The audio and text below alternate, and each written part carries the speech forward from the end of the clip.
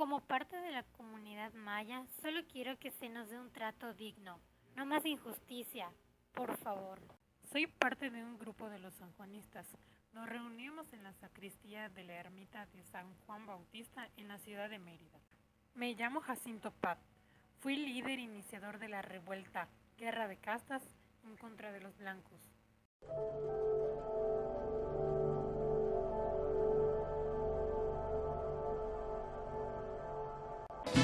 En 1802, en Yucatán se forma un grupo denominado sanjuanistas, quienes tenían intereses económicos y sociales distintos a los de la corona española, y fueron precursores de la independencia.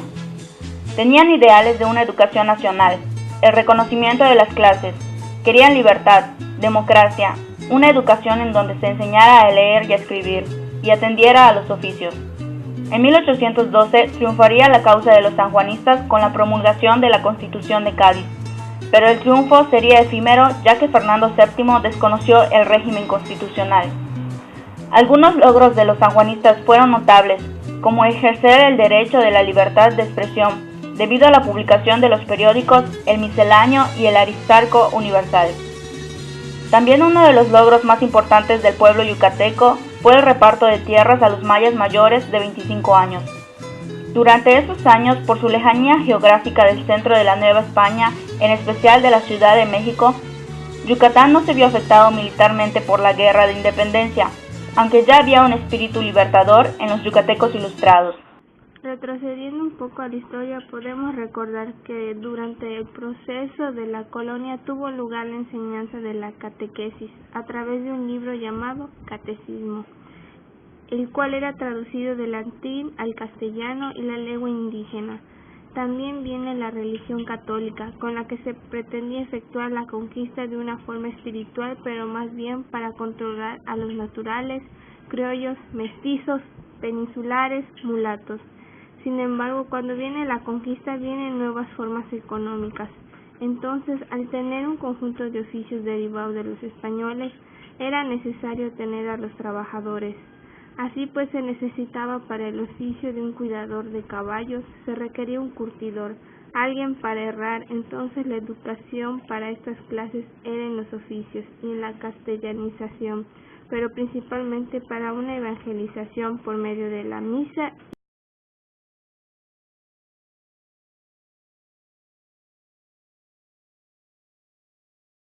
Al indígena en general lo único que debía haber era la misa, la catequesis y que aprenda un oficio productivo para la colonia.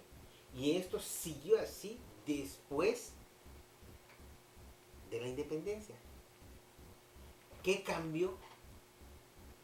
Que por una parte, ¿verdad?, al venir la independencia se crea el concepto de nación. Entonces, a los indígenas que eran descendientes, ¿verdad?, de alguna que le llamaban en su momento casta o grupo representativo de indígenas que tenían cierto poder político, ¿verdad?, que podían agrupar indígenas, entonces se les daba un poco de educación que le llamaban, ¿no?, superior, pero no tanto, porque él nada más era un instrumento para controlar a su grupo, pero los demás seguían siendo en el trabajo para la economía, a los oficios, a la agricultura, al campo, a producir alfarería, ¿verdad?, a hacer cosas de barro. Entonces, solamente cambió que al haber el concepto de nación, una parte de la educación entonces se torna en el concepto de lo nacional. Y en Yucatán se caracterizó por lo siguiente: no se expulsó a todos los españoles como en el centro del país, donde la mayoría de los españoles con la independencia son expulsados del país. Aquí no, aquí se quedaron. Y el problema es quién nos gobernaba ahora. El concepto de nación fue entonces hecho ¿por qué? Por mestizos y por criollos. Nuevamente la clase indígena siguió con la misma expectativa de vida. Entonces de ahí se derivó que hubo muchas revueltas durante ese periodo de la colonia. Entre ellos está, ¿se acuerdan que fuimos al centro y vimos a Jacinto Canek y su suplicio? Fue una de las rebeliones. ¿Por qué? Porque los tomaban a los indígenas, los educaban un poco en la cristiandad, en las artes y en los oficios, pero seguían sometidos. Y seguía, obviamente, el abuso económico de la tienda de raya, ¿verdad?, de su mano de obra, que era explotados, ¿verdad?, de sol a sol, y que aunque se supone, se dictó que no había esclavitud, de hecho sí seguía. Entonces siempre hubo esa distinción de que, ¿verdad?, a los mestizos, ¿verdad?, y a los criollos se les daba mejor educación y eran los que tenían el gobierno, casi como hasta hoy, ¿verdad? Y a los indígenas se les soldayó, nuevamente solo confinados a las artes y los oficios para que pertenezcan al aparato productivo.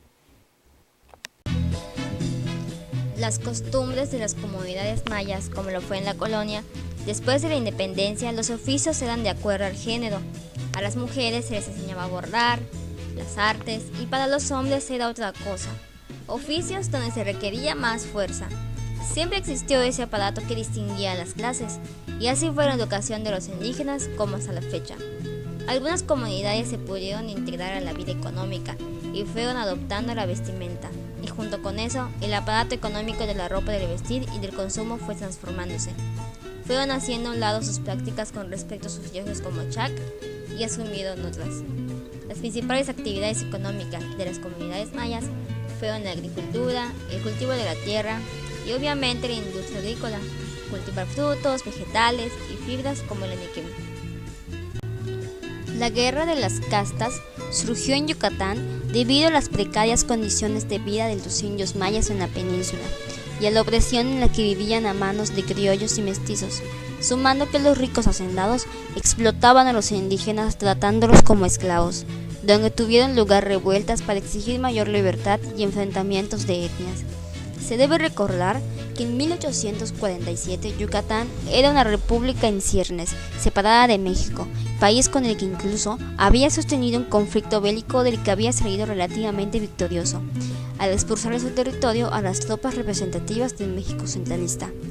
En este proceso bélico, Yucatán había utilizado el apoyo de un fuerte contingente de indígenas mayas que se habían solidarizado con el gobierno de Yucatán. Los indígenas participantes en el conflicto habían sido armados en ese proceso y ellos habían decidido no devolver sus armas cuando éstas les fueron solicitadas concluido el episodio.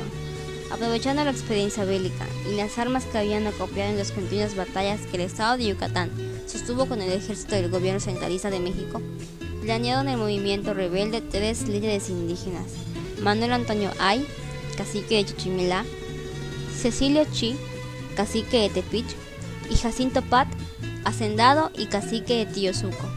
Primeramente, estos se dedicaron a hacer proselitismo entre los naturales de los demás pueblos. Y descubriendo sus maniobras, Manuel Antonio Ay fue aprehendido, procesado, condenado a muerte y ejecutado en la plaza de Santa Ana de la ciudad de Valladolid el 26 de julio de 1847. En vista de tales acontecimientos, los otros jefes de la rebelión anticiparon su estallido. Cecilio Chi tomó Tepich, donde dio muerte a todos los vecinos de raza blanca, salvándose solamente uno, el cual fue a Tiosuco a dar cuenta del hecho. La guerra había comenzado. La guerra terminó oficialmente en 1901 con la ocupación de la capital maya de Chan Santa Cruz por parte de las tropas del Ejército Federal Mexicano, al aprovechar que los mayas regresaban a sembrar sus milpas, abandonando la lucha, las costumbres y los ritos tradicionales pudieron más que su sed de venganza, y costó cerca de 250.000 de vidas humanas. Dicho periodo fue un precedente para mejorar la educación indígena, para que se le tratase con equidad y justicia. Lamentablemente fue algo que no se concreta.